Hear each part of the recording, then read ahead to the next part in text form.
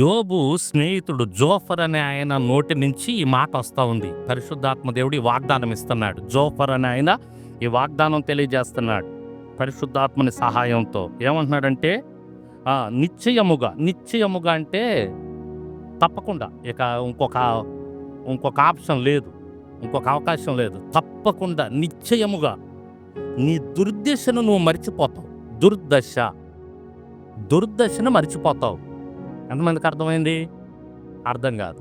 నేను చెప్తే అర్థమైతే, అందుకే జాగ్రత్తగా వినండి. దుర్దశ అంటే చెడ్డ దశ అని. దశలు ఉంటాయి మన జీవితంలో.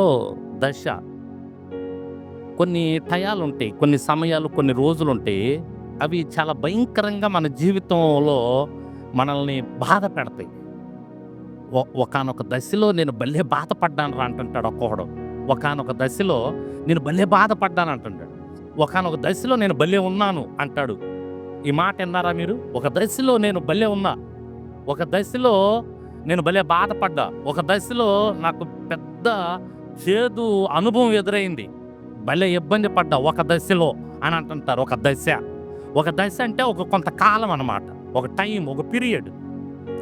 ఒక వారము, ఒక నెల, ఓ 10 రోజులు, లేదా ఒక సంవత్సరం. ఒక్కొక్కరికి కొన్ని సంవత్సరాలు ఉండొచ్చు. ఒక్కో దశ ఆ సంవత్సరాలు వాళ్ళని ఆ చెడు, ఆ బాధ, ఆ కష్టమో వాళ్ళని వెంబడిస్తూ ఉంటుంది. అబ్బో, ఆ దశలో నేను ఎంత బాధపడ్డానంటే అని అంటుంటారు కొంతమంది. అరే, ఒక సంవత్సరం మరి నేను భలే ఇబ్బంది పడ్డా, ఓ సంవత్సరం ఆ అప్పులతో నేను చాలా బాధపడ్డా, ఒక 2 సంవత్సరాలు ఆ అనారోగ్యం నన్ను విడిచిపోవాలా, భలే కష్టపడ్డా. దుర్దశ, చెడు దశ. దేవునికి స్తోత్రం. దుర్దశ అంటే ఒకానొక కాలం, మనం బాగా ఇబ్బంది పడిన ఒక కాలం. సంతోషంగా ఉన్న కాలం కూడా అనుకోవచ్చు. కానీ ఇక్కడ ఏమంటున్నాడంటే పరిశుద్ధాత్మ దేవుడు మనకేం వాగ్దానం ఇస్తున్నాడంటే, నువ్వు ఒక దుర్దశ అంటే చెడ్డ దశ కొంతకాలం అనుభవిస్తున్నావు కదా, ఈ దుర్దశ భవిష్యత్తులో ఉండదు, నువ్వు మర్చిపోతావు దీన్ని. స్తోత్రం. మరిచిపోయే విధంగా ఈ దుర్దశని నీ దగ్గర నుంచి దేవుడు తీసేసి మంచి దశలోకి నిన్ను తీసుకుని వెళ్తాడు. హల్లెలూయా.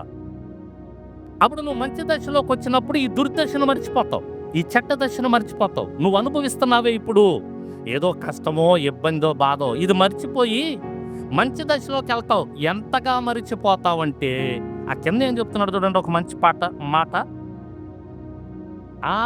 దాటిపోయిన పారు నీటిని జ్ఞాపకం చేసుకున్నట్లు నీవు దానిని జ్ఞాపకం ఎంతగా మరిచిపోతావు అంటే, జ్ఞాపకం చేసుకుంటావు కానీ గుర్తుండదు నీకు. ఇప్పుడు మన ముందు నీళ్లు పారి వెళ్తాయి అనుకోండి, పైనుంచి ఆటవాలుగా నీళ్లు పారి అలా వెళ్తా ఉన్నాయి. మనం అక్కడికి వెళ్ళాం, నీళ్ళు వెళ్ళిపోతున్నాయి. ఆ నీళ్ళని చూస్తావు. ఎంతవరకు చూస్తావు? ఎంతసేపు చూస్తావు ఆ నీళ్ళని?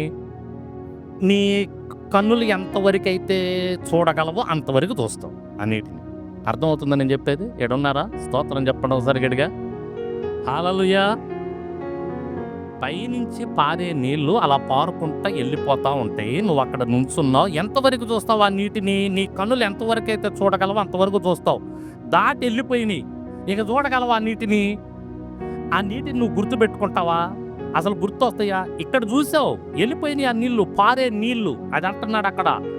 నువ్వు పారే నీళ్ళని అక్కడ చూస్తావు, అది దాటి వెళ్ళిపోయిన తర్వాత నువ్వు వాటిని గుర్తుపెట్టుకుంటావా? వాటిని మర్చిపోతావు కదా. నీ దుర్దశను కూడా నువ్వు అలాగే మర్చిపోతావు. ఇప్పుడు ఒకవేళ నువ్వు దుర్దశలో వెళ్తున్నావేమో, చెడు దశలో వెళ్తున్నావేమో, అయితే నేను ఒక వాగ్దానం ఇస్తున్నా, నా బిడ్డ, నువ్వు ఇప్పుడు ఈ దుర్దశ, ఈ చెడు దశలో వెళ్తున్నావేమో, ఈ చేదు అనుభవం గుండా వెళ్తున్నావేమో, నువ్వు ఇప్పుడు ఎదుర్కొంటున్నటువంటి ఈ సంఘటనలు నిన్ను బాగా బాధిస్తున్నాయేమో, నిన్ను బాగా కృంగతీస్తున్నాయేమో. ఇది దుర్దశ, ఈ దశ.